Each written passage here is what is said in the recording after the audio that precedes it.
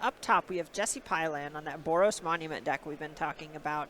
On the bottom, Rayton Espiritu playing a good deck and playing it well. And on the play. I love the putting the 2 cards down sideways on 1. Monastery Swiftspear enters the battlefield tapped and attacking. Oh, I love that table demeanor. Mm-hmm. And Piland just actually has Elegant Parlor on 1, binning a Screaming Nemesis. Not the best card to helping hand back, but it plays. It's not bad, and yeah, it is a card. This is a matchup where you want that card traditionally. Strong blocker, to be sure. Okay, well, Slick Shot Show Off, not plotted but cast because it's a strong attacker. And it enters the battlefield tapped and attacking. Ooh, all right. Well, Jesse down to 17 on tapping. Couple cards in hand to look at. This is the point where you have got to feel like there is a laser on your forehead at the moment. Yeah, no kidding. And you talk about the things that the deck does. You have this Monument to Endurance plan. You have a number of creatures you can get set up with. Fear of Missing Out is often a strong turn 2 play. We're already in the territory where those cards are probably not what Piland's excited about. Really wants some of these Torch the Towers. Really wants to get these prowess creatures off the table. Okay, well, here's just a Verge and a pass of the turn.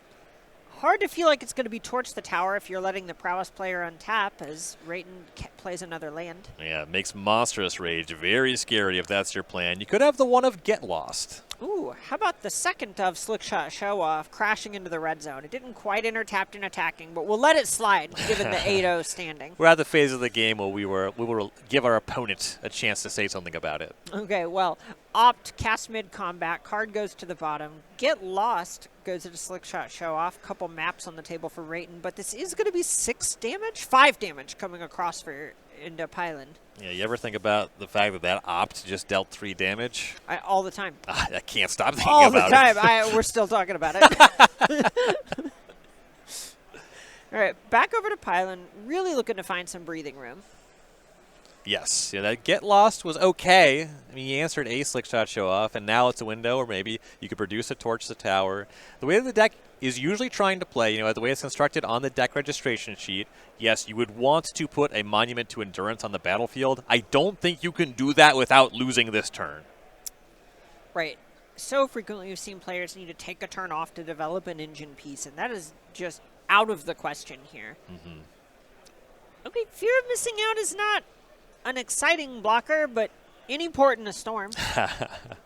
Yeah, it checks the Swiftspear, kind of. I mean, there's just 2 maps at the ready. Rayton could not untap fast enough. Oh, he smells blood in the water. That's on account of the blood. Right. How could you not smell it? All right, 4th land, Sleight of Hand. Couple cards looked at. And small thing here, but I love the sequencing. Leaving the maps uncracked, just going for the sleight of hand first. You do want to save the point where you are no longer drawing cards, and then you can use your maps to look at and set up the top of your deck. It's really awkward to keep something on top and then sleight of hand into it, unless you really need something this turn, which is not the texture of this game. All right, and stock up, something that you got to feel pretty good about, especially when you're already ahead on the battlefield. Yeah, the stock up is not going to present lethal this turn, but it gets the Swiftspear up to a 3-4, can freely attack. That Show Off is coming in for 5. Espiritu's got to feel good about this position. Oh, yeah, this is 8 coming across, and Piland just taking it. Hey, what are you going to do, chump block? What are you going to do, have life left to play with? Yeah, I don't know. I kind of thought so. Maybe. I don't think you have any. I don't think you can have either. Sure. All right. Piland with another copy of Fear of Missing Out. Discarding a Phyrexian Dragon Engine. Really, really wanting to find some interaction at this point. Yeah, really looking for something to get that Show Off of the table. You just have to accomplish that goal. A Sheltered by Ghost would be so nice here. Oh, yeah. Instead, it is an attack for 2. Looks like it's going to be 4. Not the Delirium we're used to, an artifact, creature, enchantment, instant, but... It plays. Oh, yeah. Gets the job done. All right, Rayton, taking an untap step. Peeling a card off the top. Hand flush with options. 2 prowess triggers or 1 plus the map could make the Show Off lethal. All right. Show Off number 3. Oh. Opt number 2. That's 6 in the air already. And Piland does not have a lot in the way of getting 2 show-offs off the table. Not the way the game has played out to this point. This is a sky-high order. Yes, indeed. All right, another land for a Swift Spear. All right, Rayton, getting a die out just to denote how everything's playing at this point. Even attacking with the small Swift Spear and Piland saying, yeah, I had to make you do it. Yeah. Okay. You demonstrated that you can still attack like you have every turn. Hey, it makes sense, you know. We're playing for 9-0 here. You gotta make them demonstrate it. Yeah, I don't know. There's a point where the deeper you get into the tournament, the more you just make them play it out. Yeah. I don't know. Maybe he's too tired. Maybe he just passes. I don't know. Maybe you like playing. I don't know. Enjoy your time under the camera, too. All right, taking a look at the sideboard. We've talked about Shelter by Ghosts a little bit out of Piland, but what else looks good here? Yeah, the Beza definitely looks strong. You kind of just have to reach for the extra size. You got to have answers to the cutter where you can get them. Lorna of the Third Path, also going to play against Storm Chaser's Talent. You know, it's a card that you can activate. And the 2 Pyroclasms, that would have been quite the effective card the way that first game played out. Yeah, that makes a lot of sense. And looking over on Rayton's side, game 1 looked so good. How much are you messing with the formula? Yeah, right. There's a question of, do I need help? Even if you don't need it, you might want it. And there's a very nice one in the One Abrade that can answer most of the creatures that are going to be on the other side of the table. I think mostly it just can't answer that sideboard Beza. And it also can answer a monument if the game takes that shape, which is quite nice. Yeah, any of the games where it checks like a Tursa, you just feel like you got away with something. Right. The Ghost Vacuums, you reach for those against the Oculus deck, and a lot of that is because of that card. You really don't want Abhorrent Oculus to show up with Helping Hand. The Screaming Nemesis, the Fear of Missing Out, the Tursa's coming up, that's less threatening. You probably still reach for a copy, maybe both anyway, but I could see benching them in this spot. It's easy to talk me into the first one. The second one, I think it's getting a little bit dicey because I feel like Rayton wants to be the beatdown here. And the 2 Spell Pierce. So if you want to just talk about what the Boros deck is doing, you could say, I want those because, it turns off the monument. It's going to be easy target to Spell Pierce. I agree that you probably want the Spell Pierce, but I think it's because you're trying to catch any of these removal spells. Oh, sure. That makes a lot of sense. I mean, a lot of them are really high impact, and you're just sort of trying to thread a needle in a sort of cat and mouse game of just going, all right, maybe I'll go for it. Maybe I won't. Yeah. Maybe I'll go for it. And if Piland is also holding up enough mana to respect Spell Pierce, you're probably winning the game on another axis at the same time. Right. And when we're talking about face-up Pyroclasms being involved, your opponent has to play the game in a specific way to leverage Pyroclasm, and both applying pressure and making them have the ability to pay for Spell Pierce is not that hard to do on the Izzet side of it. And if you're taking these games as standard and you maybe want to throw your own hat in the ring, you're going to want to join us at SCG Con Orlando, featuring Magic Spotlight Planetary Rotation. Yeah, it's going to be with the release of Edge of Eternities being our spotlight there. This is an event that anyone can enter. And you expect to see a lot of players there enjoying the format. Stop in Florida. So opportunity to come out and play down there. Yeah, speaking of rotation, this is post-rotation as well, so it's going to be a really fresh standard format. If you maybe don't want to play that much with some of the cards out of Dominaria United's here anymore, this is your time to say, just be clean of it. And yeah, we've seen quite a lot of impact from Tarkir Dragonstorm. Not always a given when Standard gets to its largest size, but the rotation for sure will impact the format. And you can find out more information about this as well as other SCGCon events at starcitygames.com/SCGCon. We'll see you there at the end of August.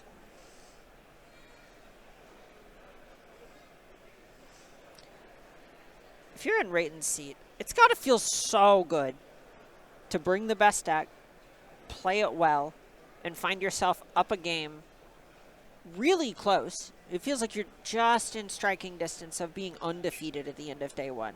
And that is an achievement in itself to hang your hat on. Right. 9-0 day one of the I've never done that. No. No, I've had, I don't know, good number of 7-2s or whatever, a couple 8-1s here and there, but 9-0 is really hard. Honestly, 8-1 feels incredible. I can only imagine going 9 in a tournament. Yeah, it's one where you go to dinner and you just like all you can feel is you got to stay hungry, but it's satisfying knowing you're putting yourself in such a good position for success. You got some friends at the table sharing their bad beat stories, and you just say, I don't know what that's like. Yeah, unfortunately, I personally could not empathize, but that sounds really hard. That sounds really difficult for you. Yeah, I hope that I hope you learn to grow from that. That you take something from this. I hope you come out on the other side better for the experience. All right, players draw their opening hands. Body language of Piland looking like he likes what he sees. Rayton a bit closer. See a couple slick shot show-offs in the spread. That's a mulligan. You can tell we saw how good slick shot show-off was game one. I think that was maybe an island cantrip type of hand. Those are some of the hardest mulligan decisions that Magic can throw at you. Yes. And we want to talk about the texture of a one land cantrip hand. It being island over a blue-red duel, that's a strike against it. And you want to make sure that if you actually, when you find that second land, that you are going to be able to present a strong plan. Slick shot show-off's good, but there's a lot of ways to at least one-for-one it. So hitting your second land does not necessarily mean you really even get to play if you're holding 2 show-offs. Right. It's one where we saw it do a lot of work last game, in part because Jesse is a more linear version of his deck and is not going to be as respectful of the card. Post-board, it's not even a given that the card is going to have that sort of impact every time, as Elegant Parlor kicks the game off for Jesse, binning a Phyrexian Dragon Engine. Monastery Swiftspear once again entering the battlefield tapped and attacking. I love that Spire Bluff Canal. I know I've already said it once, but I do love Doctor Who a lot. Ooh, Voice of Victory. Okay. 1/3. 3 toughness is actually an aspect of mini cards that players like against the prowess deck. It plays well.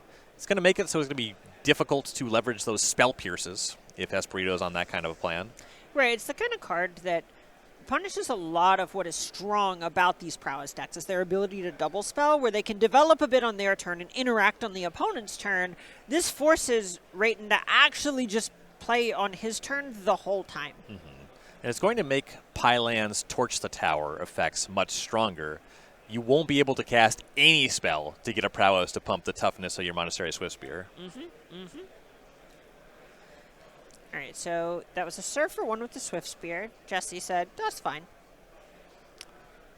Plotted the Slick Shot show off. Back to Jesse. Yeah, if you believe that your creature meaningfully impacts the texture of the game, you really don't want to throw it away for a monstrous rage. I don't think this is the chump blocking part of the game. I know No. I kind of saw the vision in it last game. This is not the time. This is time to attack for 3. Yeah, the fact that it attacks for 3. Right. This is a meaningful swing on the way back.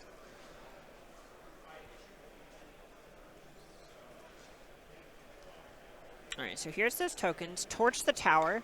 Bargaining one of the tokens. That's a nice interaction. Oh, yeah. You just get to scry? Just giving it away. Yeah, why not? Scry top, no less.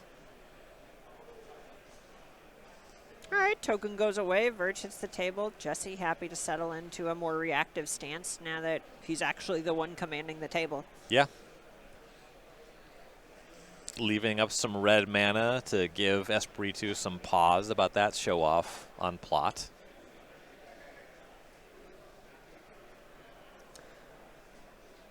All right, mountain, 3 lands.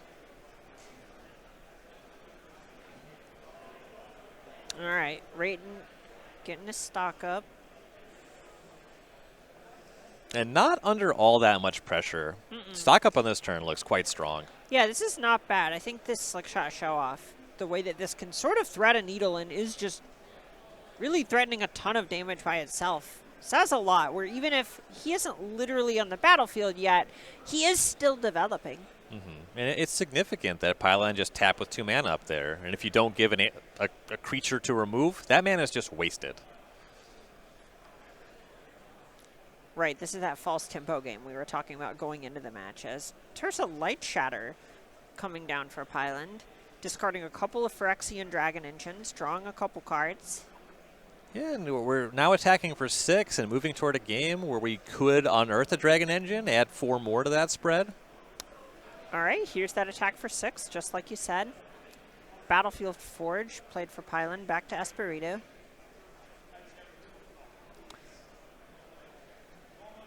You also have to feel like if Torch the Tower went after the Swift Spear, there's another one. Right. With just 1 mana up, Monstrous Rage could be a big deal for Espiritu.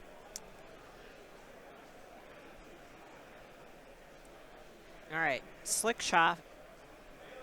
Coming out of exile. Feeling just fine.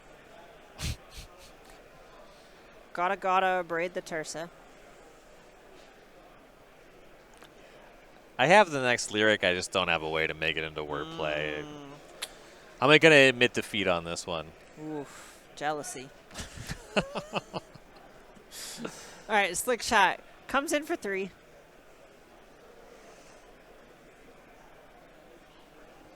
Starts out with an attack.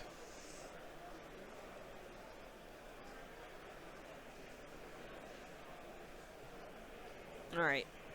Into the Flood Maw. Bounces Voice of Victory. Slick Shot up to 5. And I like that bounce on the Voice of Victory. It does materially impact the way that players can play the game, but 2 more mana at sorcery speed on Piland's part is not free.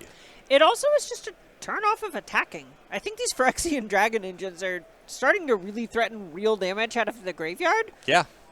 And a bounce spell makes that unearth discard your hand less appealing too. Ooh. All right, so here's 2 mana. It's the Voice of Victory. Comes back down. 1 mana, Torch the Tower, now that Rayton isn't really able to do anything about it. Back to Rayton. Picks up another card. Notably, Jesse didn't have another land. All action in the grip. Mm-hmm. Stock up number 2 for Rayton.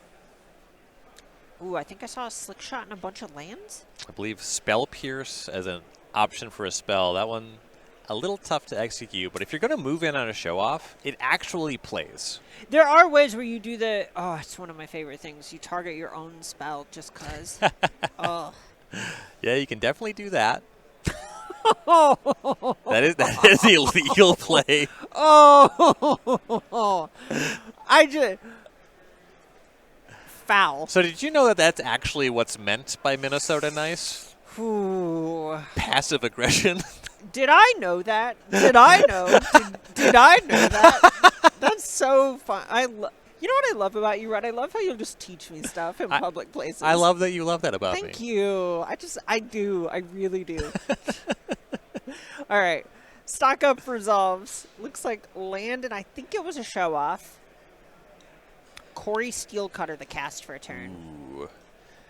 Now representing a lot of potential damage.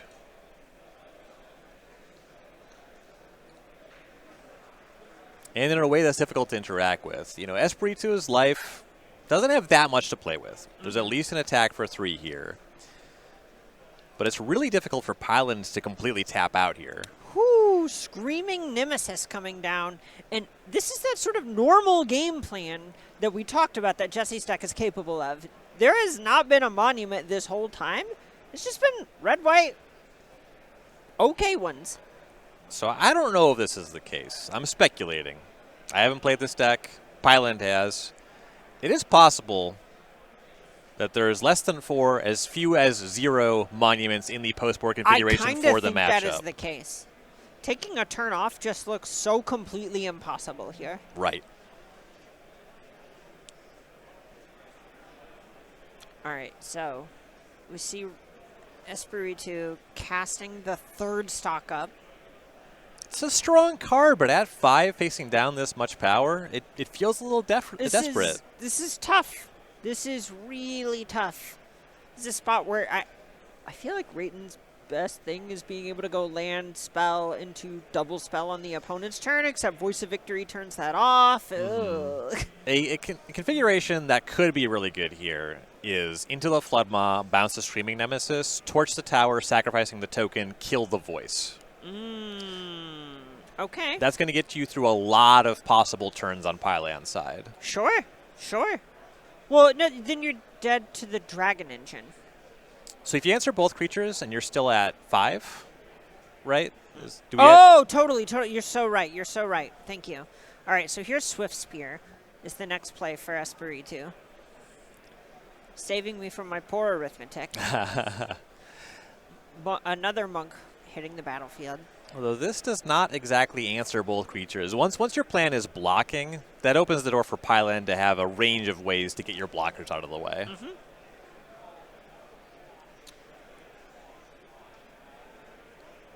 Ooh, and you can tell the agony in this Torch the Tower.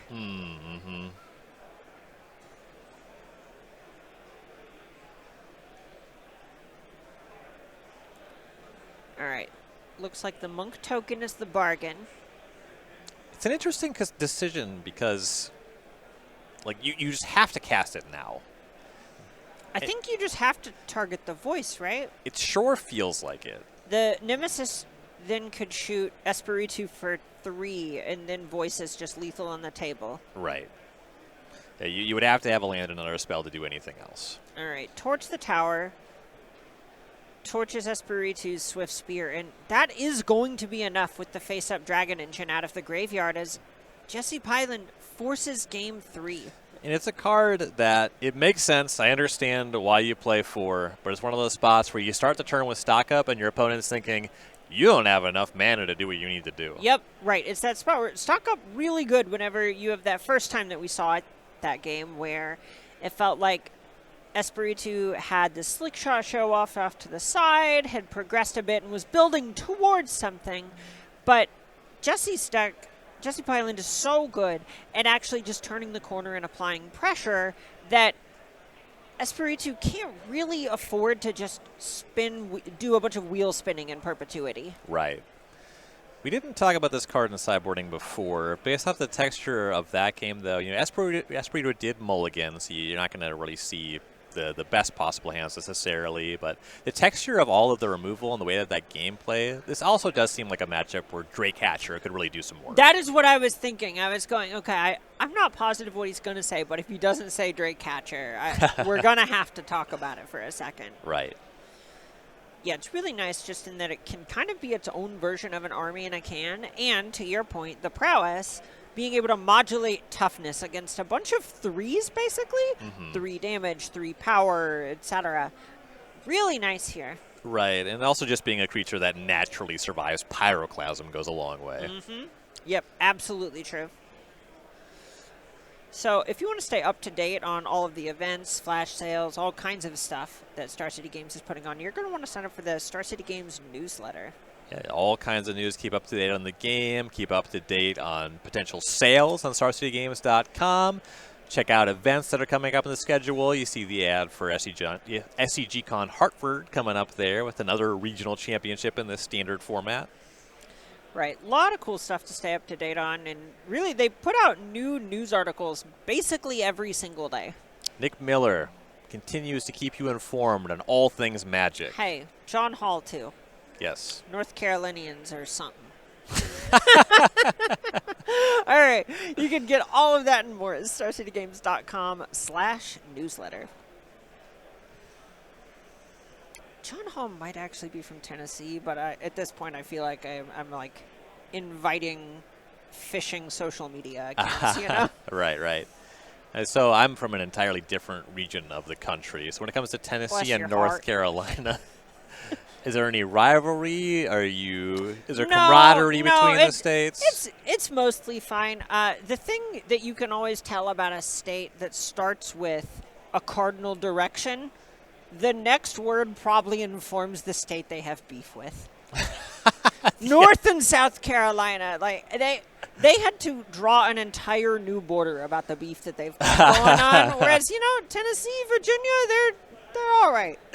Yeah, being from Minnesota, I am more familiar with a much lower stakes conflict between North and South Dakota. it's lower stakes on account of the lack of people. Yeah, I was actually kind of wondering, is it just that they're nicer about it? They're ambivalent, fewer people. A lot of ways that could play out. Going into game 3, I see lands and spells for both players. Rayton starting us off with a Spire Bluff Canal, but missing his hallmark Swift Spear. No Swift Spear. Still could be a cutter. Still could be a show-off. Still could be a Drake Catcher. Okay, well, it looks like Jesse Piland starting off with his signature Elegant Parlor. Thinking a bit on if it goes in the graveyard or atop the library. Something that I like for Espiritu, you see that RCQ promo Sleight of Hand in hand. Very loud there. There's an op there as well. But just hanging on, just having that, if there's a Steel Cutter in hand, you want to make sure that your cantrip produces those monk tokens. Mm-hmm. And you don't necessarily know what you're looking for on turn 1 if you already have your land rolled up. And certainly if you already have a 2-drop, you really don't need to fire up your best card selection right now. Yeah, I know. I think you wrote actually a really good article on how to play with cantrips, I think over a decade ago or something at this point. But it basically boiled down to the longer you hold cantrips, the stronger they are. Mm-hmm, exactly. And you see there was an opt in hand as well, and Espiritu did not fire that off. You might have been thinking, oh, well, he just has the instant speed one. No, it really is just you want to make sure you get your monk tokens here. Yep, really smart. As we see that Steel Cutter get developed on 2 with a fear of missing out on Piland's side. Discards a Tursa Light Shatter.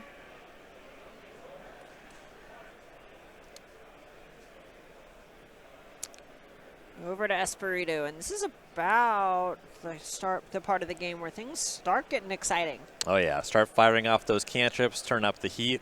The holdings right now are getting a little flooded. I believe 3 lands currently still in the holdings, but with this many cantrips, the Prowess deck can make use of that much mana. Okay, well, Sleight of Hand found a Monstrous Rage, pushed another land to the bottom.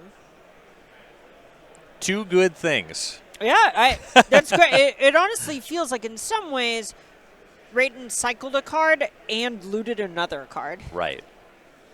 Okay, so here's Opt. Going to create a Monk token with the Quarry Steel Blade. Or excuse me, Quarry Steel Cutter. No idea what that card used to be called. Serve for 2 from Espiritu. And this is great because I think Espiritu multiple times in the day, and even a time or two in this game, this match rather, has made attacks that we knew were not very good, but the opponent is forced to respect. Right, exactly. If you block here and it's just an opt, that is not good. Right, right. The Monstrous Rage is kind of nice because it just naturally, with this monster roll, now this monk token is a 3/3 as long as it holds the cutter. Mm-hmm. So you can't torch the tower it easily. You can't Pyroclasm to remove the token. Not that that's the best exchange anyway, but turning it off is also good. All right, so I think this is going to be a hit for 6 when the dust settles. Looks right to me. Maybe it was 7.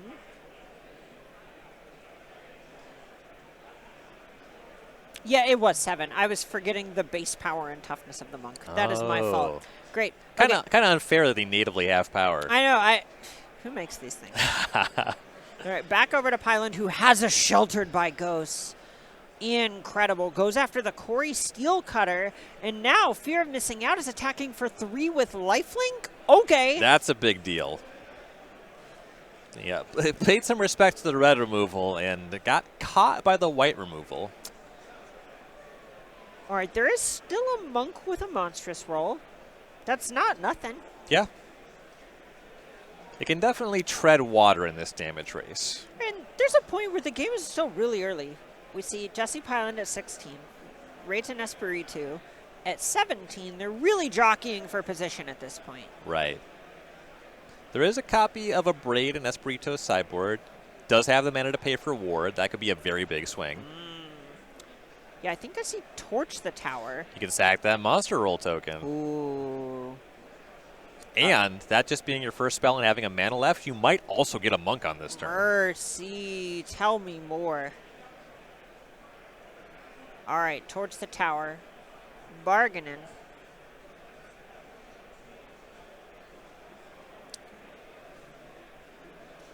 Sheltered by Ghosts. Graveyard, Fear of Missing Out, Exile, Corey Steelcutter back on the battlefield. Ooh, I think Espiritu might have missed a scry from the Torch to the Tower, but that's okay. Serves in for 2 with the Monk. More significantly, no second spell to make the Monk token this turn.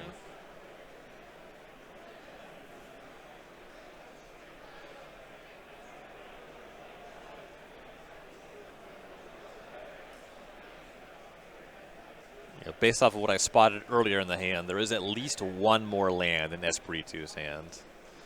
There it is. There is a stock up, though. That one. That's nice. That's going to get the gears turning. Oh, yeah. Shout out again to Rayton Espiritu, giving us that look. Oh, yeah. No, I would be happy to cover this person all weekend. Well, I know you would. I have good news, and it relates to his record in the tournament. What is it? A good shot, you'll have more opportunities. Okay, cool. Well, speaking of more opportunities, it's over on Jesse Piland's turn, who's going to recommission Tersa Light Shadow from the graveyard. In isolation, good use of mana. Not bad at all. It is fine. So Mycosynth Gardens was the way that this happened. Based on how we suspect Piland sideboarded, Mycosynth Gardens maybe not even that good a land? Yeah, kind of a colorless source. It can turn into a Phyrexian Dragon Edge, or is it only non-creatures? I think it's non-token? I'm not positive. Maybe our director could get it on the screen. All right. So it looks like just 1 card discarded. It's Screaming Nemesis. Non-token artifact. Good pull. So you could make a Dragon Engine. Ooh, not bad. It would cost a lot of mana. It's not free.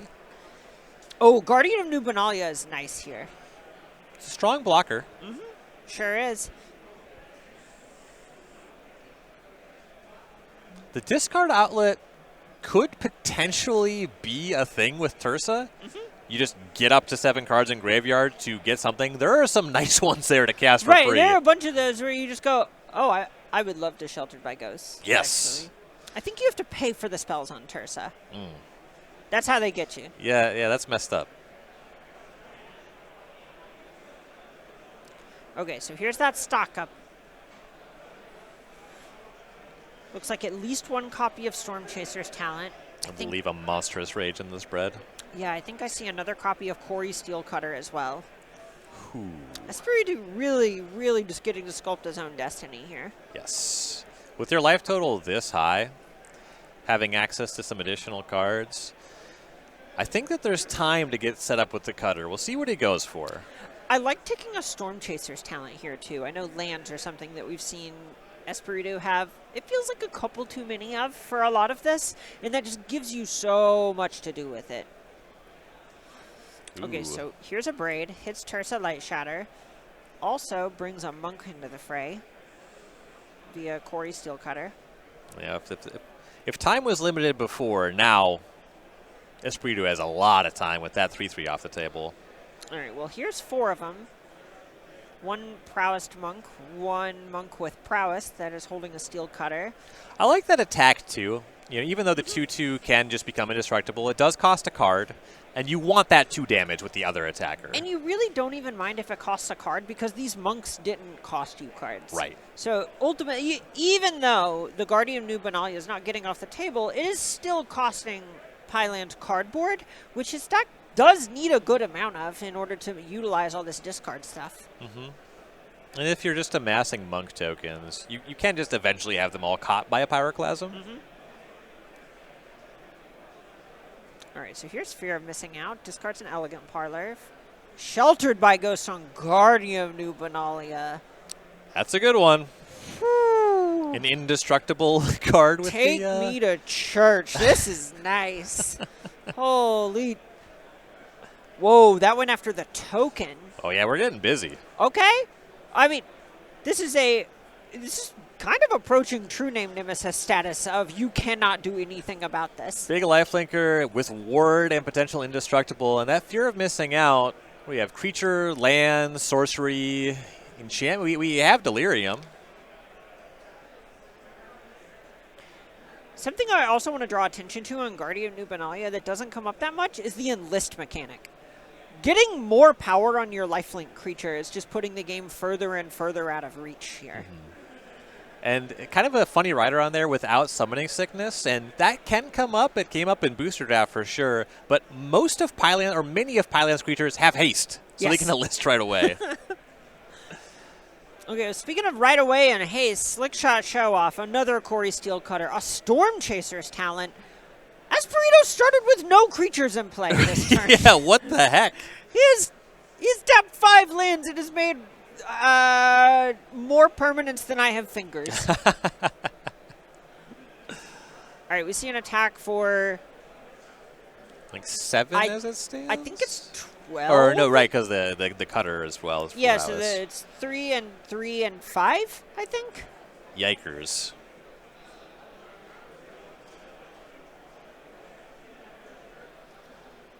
Go back Piland's way. Has some ability to get some lifelink attacks here, and not going to be interested in lifelink blocks. You probably do just want to attack, but you have to do something about the attackers on the way back. And it's not clear, and I think it's actually relatively unlikely that Pyroclasm can really buy him out, even if he had access to it from this life total in this battlefield position. And I'm getting word from our backup match. We hadn't talked about it much before this, but Tyler Steckman on Blue-White Omniscience actually won the match and advanced to 9-0. That is our other 9-0 player that the winner of this will likely be starting off tomorrow against. Yeah. Big congratulations to Steckman there. Huge accomplishment. All right. And we see Jesse Piland moving to combat, attacks with Fear of Missing Out and Guardian of New Benalia. Espiritu's asking, are you enlisting? Yeah, right. No.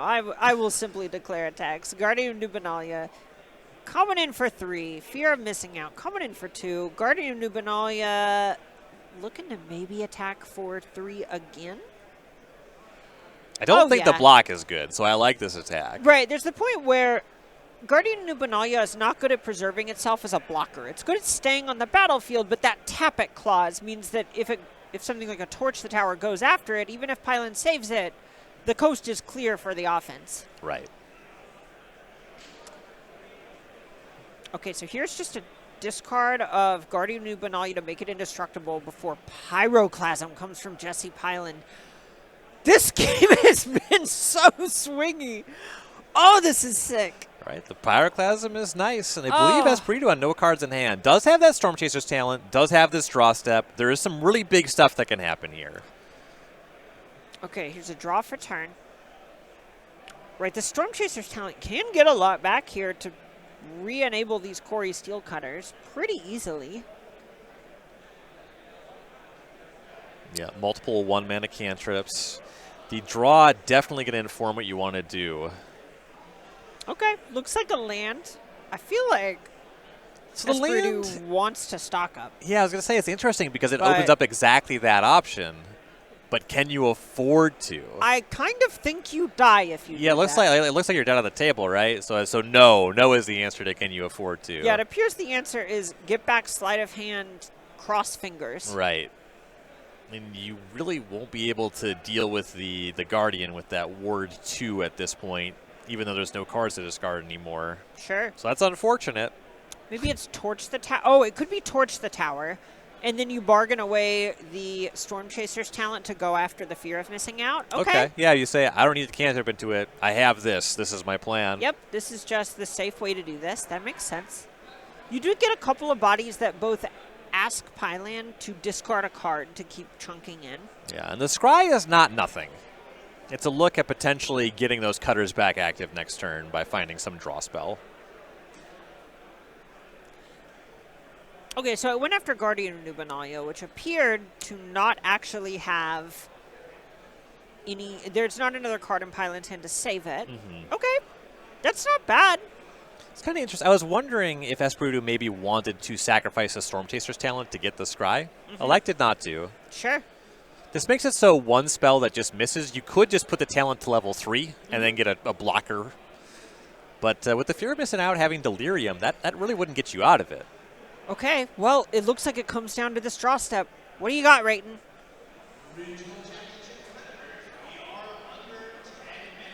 All right. 3. That's a big number. Ooh!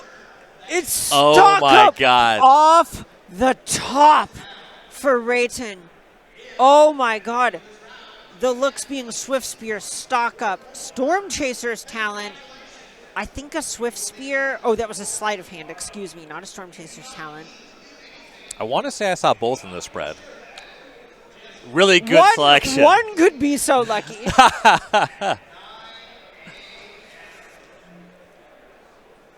At that point, it's actually a little bit interesting to have the mountain untapped versus the 3 islands when you have a lot of blue spells to cast. There's a lot of mana available, so I don't know that will come up as mattering. The Shivan Reef is the one that sticks out to me. That one's tough. All right. Espiritu has found the cards to put on the bottom. 3 mana again? Oh, another stock up. Stock up for more stock up. Wishing for more wishes. Ooh, bunch of attackers picked up in this next copy of stock up. I saw a Swift Spear land show off among them. Having access to just some instant here is going to make it so that fear of missing out, it's not a potential attacker. You can cover any kind of red removal, even Pyroclasm, if you just leave up a spell.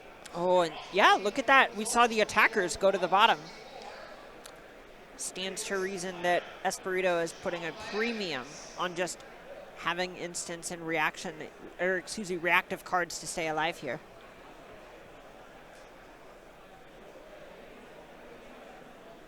All right, here's Storm Chaser's talent. Maybe the point where Espiritu starts looking for an attack? I think third blocker to play around multiple spot removal is likely the motivation here. You've already seen one of the 2 Pyroclasm, so that's kind of unlikely, and so this just blocking line makes some sense there. Sure. Okay, yeah, and you can see Espiritu says, "Am I dead?" Jesse Piland takes a draw, hoping that Rayton Espiritu is dead. Let's find out together.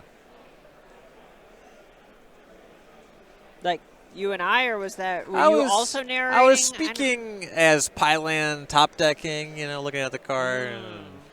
You're an impact. But also yeah, that's what I said. We are also finding out collectively, you, me, everyone watching at home. Well, look at the graveyard. And if there's something like a Phyrexian Dragon Engine, that's compelling. A pass back with nothing. Espiritu has to be feeling good right now. Could not untap faster.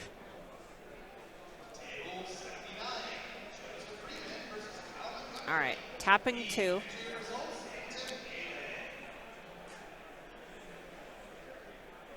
Slick shot show off. Storm's at 1. Opt. Storm's at 2. Thank you. If you said Storm was at 1 and added nothing else, Prowess is at 1. unbelievable. Steel Cutters have activated.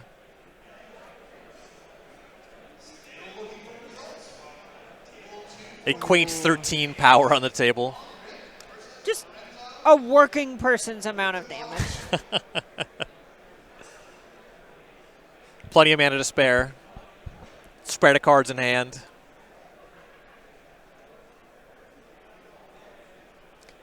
All right, here's Ghost Vacuum. That Ghost Vacuum is good for 7 damage. Could I? Prowess is at 2. There we go. Thank you. Thank you. Storm's at 3.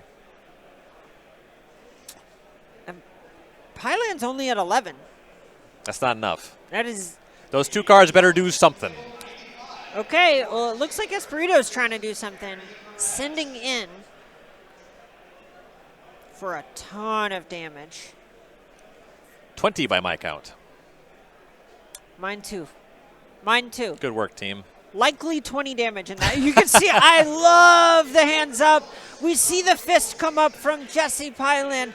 Rayton Espiritu is the 9-0 player playing Is It Prowess here at SCG Con Minneapolis.